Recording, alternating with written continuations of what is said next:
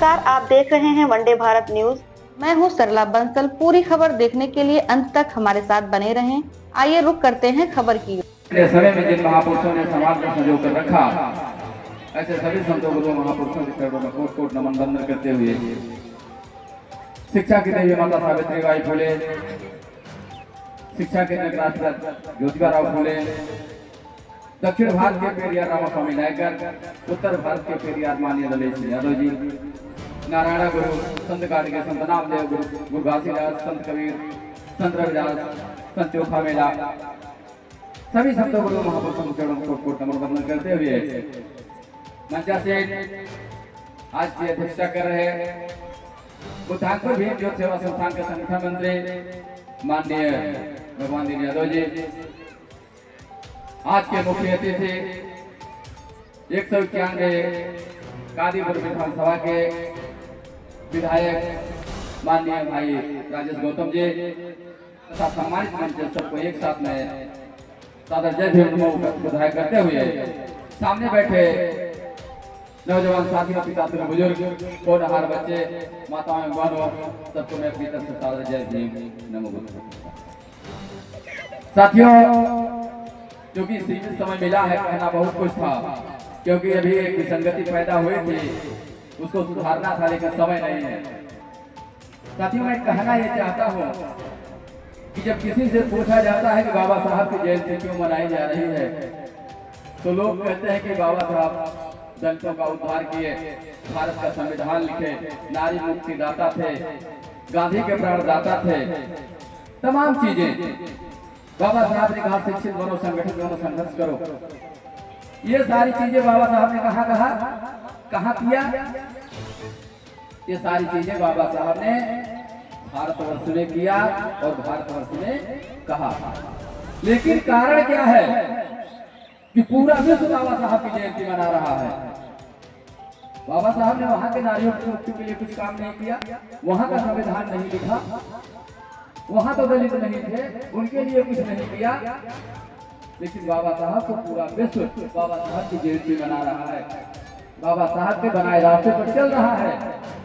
लेकिन हमारे लोग सिर्फ 14 अप्रैल या यूं कहिए कि 14 अप्रैल के बाद जो 30 अप्रैल तक जयंती मनाई जाती है, लेकिन जयंती मनाने का जो उद्देश्य होता है उससे 200 दूर होते हैं। अभी मैं कहूंगा तो बुरा लगेगा, हमारे जो भाई अपनी अपनी पत्नी को पंचशील की साड़ी पहना के लाए हैं, उनको इतना नहीं मालूम कि पंचशील साड़ी पहनने का अधिकार किसको है। देखिए, अगर सड़क है तो सड़क के दोनों किनारों पर आप नहीं रह सकते। अगर रहना है तो एक किनारे पर आपको खड़ा होना पड़ेगा, या तो पंचशील धारण कर लीजिए या तो सिंदूर धारण कर लीजिए। सिंदूर और पंचशील दोनों अगर एक साथ आप करते हैं तो खिचड़ी की सरकार है, आपको कुछ होने वाला नहीं है। या तो हिंदू बन के रहिए या तो बौद्ध बन के रहिए। अगर किसी से पूछा जाए कि बाबा साहब का मिशन क्या है, तो लोग कहते हैं कि बाबा साहब ने कहा शिक्षित बनो, संगठित रहो, संघर्ष करो। लेकिन वास्तव में बाबा साहब का मिशन क्या है? बाबा साहब ने कब कहा कि ये मेरा मिशन है? किसी को पता नहीं है कि बाबा साहब ने कब कहा कि ये मेरा मिशन है। तो मैं आपको बताना चाहूंगा, 3 अक्टूबर 1954 को बाबा साहब ने आकाशवाणी दिल्ली से एक प्रसारण किया था, जिसमें उन्होंने कहा था कि मैं त्रिगुण के सिद्धांत को, उनके अनुयायियों को उनसे छुड़वा करके अपना धर्म जो है स्वीकार करवाना चाहता हूँ। ये मेरा मिशन है। क्योंकि भाषण उनका लंबा है, पढ़ करके बताऊंगा तो ज्यादा समय लगेगा, इसलिए मैं शॉर्टकट में उनका सिर्फ मिशन की बात बता रहा हूँ। बाबा साहब पूरे भारत को बौद्धमय बनाना चाहते थे, लेकिन बाबा साहब हमें 14 अक्टूबर 1956 को धम्म दे करके चले गए, लेकिन आज तक हमारा समाज धम्म को नहीं कर सका। बाबा साहब ने कहा शिक्षित बनो, लेकिन वही बाबा साहब 18 मार्च 1956 को नागपुर आगरा के रामलीला मैदान में कहते हैं, मुझे मेरे पढ़े लिखे लोगों ने धोखा दिया। साथियों, आपको बताना चाहूंगा कि समाज का इलाज करने के लिए 3 डॉक्टर होते हैं। एक डॉक्टर वो होते हैं जो पीएचडी करते हैं, वो इलाज नहीं करते, सिर्फ डिग्री होती है डॉक्टर। एक डॉक्टर होते हैं जो डिग्री लेते हैं और सरकारी नौकरी करते हैं या अपना निजी अस्पताल चलाते हैं, और एक डॉक्टर वो होते हैं जो झोला छाप होते हैं, गली गली घूम के इलाज करते हैं। लेकिन अगर तीनों डॉक्टरों की अगर दवा में और परहेज में अंतर हो गया तो आपका रोग ठीक होने वाला नहीं। सबसे पहले आप अपने रोग को पहचानिए, रोग की जांच करवाइए, तब उचित इलाज होगा, तब आपका काम होगा। बाबा साहब ने हमारे जितने साथी यहाँ पर बैठे हैं, अगर संविधान को पढ़े होंगे, हमारे आयोजक महोदय खुद वकील हैं और तमाम वकील यहाँ पर बैठे हैं, पूरे संविधान में भगवान बुद्ध का धर्म रखा गया है, जड़ोपनशील रखा गया है। हत्या नहीं करूंगा, चोरी नहीं करूंगा, व्यभिचार नहीं करूंगा, झूठ नहीं बोलूंगा, नशा दारू मतलब नशाखोरी नहीं करूंगा, ये सारी चीजें हैं। यही तो भगवान बुद्ध का धर्म है, इसी को हमें छोड़ना है। लेकिन जो बाबा साहब के मूर्ति पर 14 अप्रैल को माला चढ़ाई जाती है, वो अगले साल फिर 13 अप्रैल को उतारी जाती है, 14 अप्रैल को फिर बना दी जाती है।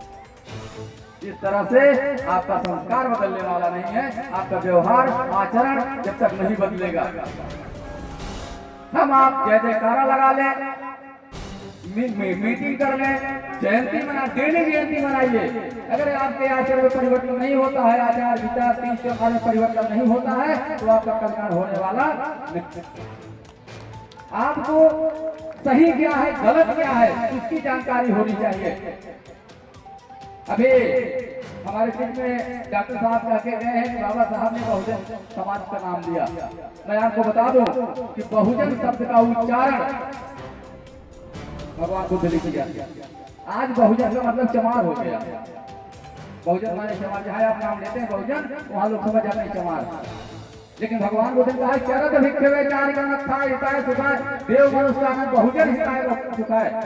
उनका मतलब ये था कि बहुजन वो शब्द है जिसमें चाहे जिस जाति का धर्म का व्यक्ति हो, अगर वो हमारे धर्म को ग्रहण करता है तो उसका कल्याण होगा। जैसे एक डॉक्टर जात धर्म का नहीं होता, उसके यहाँ जो भी मरीज जाएगा वो उसका इलाज करेगा, और अगर उसकी दवा को खाएगा तो उसका कल्याण होगा। दवा हाथ में लेने से, डॉक्टर का गुणगान करने से या डॉक्टर को फूल माला पहना देने से उसका कल्याण होने वाला नहीं है। तो हमको अब भगवान बुद्ध ने, बाबा साहब ने भगवान बुद्ध का धर्म ग्रहण किया, तो हमको मैं समझता हूँ कि पूरे विश्व में ऐसा कोई व्यक्ति नहीं पैदा हुआ जो बाबा साहब से मुसलमान हो। लेकिन बाबा साहब ने भगवान बुद्ध का धर्म ग्रहण किया। 3 अक्टूबर 1954 के भाषण में उन्होंने कहा है इस बात को कि मैं ये शिक्षा जो दिया हो ये भगवान बुद्ध के धर्म से निकाला हूँ। तो भगवान बुद्ध का धर्म ग्रहण करने में हमको क्या परेशानी है? इसका मतलब है कि हम बुराइयों से भागना नहीं चाहते, बुराइयों से जुड़े रहना चाहते हैं, इसलिए हम भगवान बुद्ध के धर्म से भागते हैं। हत्या नहीं करूंगा, हत्या नहीं करेंगे इसलिए, क्योंकि हम हत्या करते हैं इसलिए हम भगवान बुद्ध का धर्म नहीं ग्रहण कर पाते।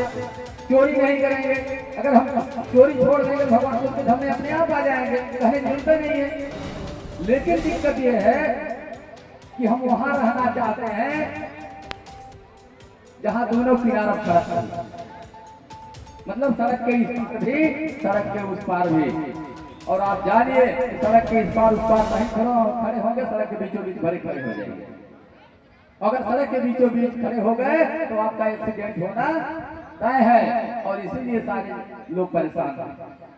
अगर आपको अपना सही इलाज करवाना है तो बाबा साहब भगवान बुद्ध जैसा कोई डॉक्टर नहीं है। अगर सही इलाज, सही दवा लेनी है तो 3 टेबलेट बुद्धं शरणं गच्छामि, धम्मं शरणं गच्छामि, संघं शरणं गच्छामि, इसको ग्रहण करना पड़ेगा। और 5 परहेज आपको पारायण वेरमणि सिक्खं समादयामि, अदिन्नादाना वेरमणि सिक्खं समादयामि, कामेष्मिच्छाचारं वेरमणि सिक्खं समादयामि, मुसलवादा वेरमणि सिक्खं समादयामि, और सूरा वेरे मद्यपान वेरमणि सिक्खं समादयामि को ग्रहण करना। इसका मैं हिंदी में बता देता हूँ। बुद्धं शरणं गच्छामि का मतलब है आप उच्चतम ज्ञान के शरण में जाइए। शिक्षित होना एक अलग चीज है और ज्ञानी होना अलग चीज है। शिक्षा की डिग्री आपको घर बैठे मिल जाएगी। अभी विधायक जी चाहे तो अपने लड़के को घर बैठे पैसा फेंक करके डिग्री मंगा सकते हैं, लेकिन ज्ञान नहीं मंगा सकते। ज्ञान सीखना पड़ता है, ज्ञान ग्रहण करना पड़ता है, ज्ञान संस्कार से आता है। तो बाबा साहब ने ज्ञानी बनने के लिए कहा था, डिग्री लेने के लिए नहीं कहा था। और हमारे लोग सिर्फ डिग्री लेते हैं, ज्ञान नहीं लेते। बाबा साहब ने वोट अधिकार आपको दिया, तो हमारे नेता लोग, प्रधान लोग जब आएंगे कहीं भैया हाथ जोड़त है, हम उठवा दे है अपन, हमार हाथ मजबूत के है, एक मतलब कहा जाना था कि हमार हाथ मजबूत करे अपन पीठ कहा दे। जो जीत गई है तब जान लगो डंडा बार से, जब जेकर हाथ मजबूत हो सामने वाले पीठ मजबूत रहे चाहिए ना। तो कहे का मतलब अपने वोट के अधिकार को पहचानिए।